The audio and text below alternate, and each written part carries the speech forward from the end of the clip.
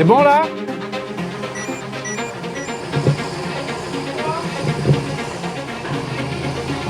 Oh là!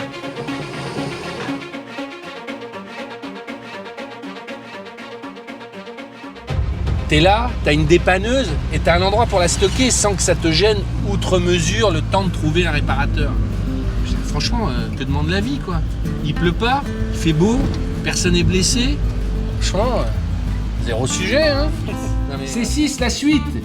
Philippe Nemeth, il faut que tu débloques ta caméra. Attends pas. Ah, on a entendu un clic. Sorel Moussel, m'entendez-vous? Oui, alors attendez. Sorel Moussel, le sauveteur de la C6. Ah. On t'entend Philippe, mais on ne te voit pas.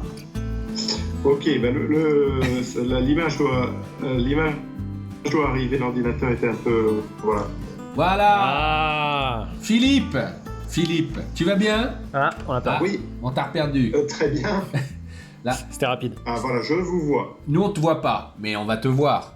Je précise pour ceux qui ne savent pas, depuis 10 jours, tu t'es occupé de tout.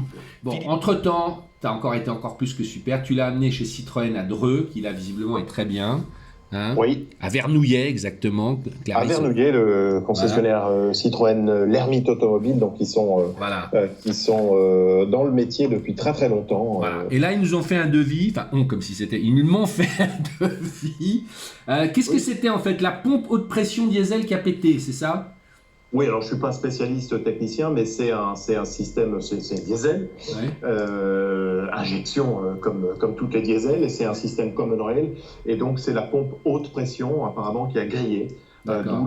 D'où le devis avec la pièce maîtresse qui est relativement chère. Mais bon, il y a un certain nombre de pièces à démonter, bien évidemment, une courroie, il y a pas mal de choses. Ouais, donc on a un devis à 1700 €, mais Julien qui est trop fort, là, qui filme. Mais déjà, sa valise diagnostic avait raison, parce Ouais. qu'il avait vu ça. Ouais, attends, on va dans l'ordre.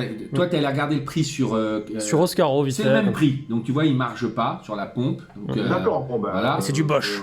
Moi, je t'avais dit, c'est des gens très corrects qui connaissent, Ouais. qui connaissent bien le métier, qui connaissent les Citroën. Voilà. Et deux, c'est vrai que je l'avais filmé, mais ça n'a pas marché. Toi-même, tu avais fait la valise. Tu as une valise diagnostic. Oui, ou une mini-valise, mais le enfin, résultat est le même. Ça le s'appelle résultat est le même. OBD2. C'est une standardisation que les constructeurs ont mis en place, qui est très bien. Du coup, ça permet à des indépendants ou des chaînes type Speedy, Midas, Feu Vert de pouvoir diagnostiquer la voiture. Donc, c'est un petit peu le standard, comme une clé USB sur un ordinateur. L'OBD2, que tu aies une Mercedes, une Renault ou une Toyota, tu pourras faire un diagnostic, je dirais, des principales pannes. T'es trop bien, Philippe. Oui. T'es trop bien. Voilà. Qu'il y ait une valise spéciale Ouais. Philippe Nemeth, Ouais, moins ouais, 10% Philippe sur... Nemeth, mais vraiment, mais bon. Oh, mais c'est un outil tout simple que... Non, mais tout ce que tu as fait, je répète, tu l'as... t'as amené 3 fois la voiture, tu t'es occupé de tout. Enfin, je veux dire, on se connaît, mais enfin, quand même, on n'est pas. Voilà, je te suis reconnaissant. Hein. Tu auras le droit, mec, un autocollant POA gratuit. non, mais c'est tellement sympa. Non, mais écoute, si on peut se rendre, plus rendre service... Vraiment à charge de revanche.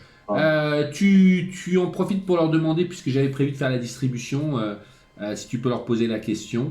Et puis après, on l'amènera chez ton carrossier refaire le pare-choc. Hein, oui, qui a été un petit peu abîmé par le crochet.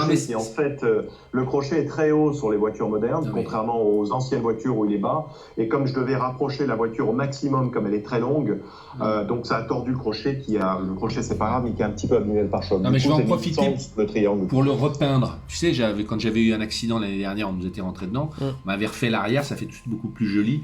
L'avant, il était quand même constellé de petites merdouilles. Ça va être nickel. Oui, ça vaut sans doute le coup, effectivement, ce petit garage. Pendant que tu y es, t'as pas un cellier dans le coin qui pourrait me remettre du cuir sur le volant beige, là, qui est tout dégueulasse. Non, les celliers... on n'en connaît pas. Mais ce qui pourrait être intéressant sur ton pare-choc, je te rappelle qu'on a fait la CX-30, on était allé voir un mec qui fait des tout ce qui est wrapping et tout. Ouais. Et en gros, ça serait bien sur l'avant, si on le repeint nickel, mettre peut-être un wrap transparent. On n'a jamais fait, non, mais ça peut être intéressant de le filmer. Écoute, pourquoi pas. Je sais pas, mais on verra. Elle va être comme neuve. Philippe, on va couper, hein, mais on va couper la vidéo. On verra la suite quand on ira la chercher. Et demande-leur a priori pour combien de temps ils en ont pour ces 2 interventions. Oui, ça, je ferai ça début d'après-midi. Non, mais c'est parce que je précise aussi que tu m'as prêté une voiture, donc c'est pour te la ramener et revenir chercher la C6. Non, mais il n'y a pas de... Voilà. Y a pas de souci. On peut couper, c'est des choses personnelles à lui. Ok, je coupe. Bon, suite au prochain épisode.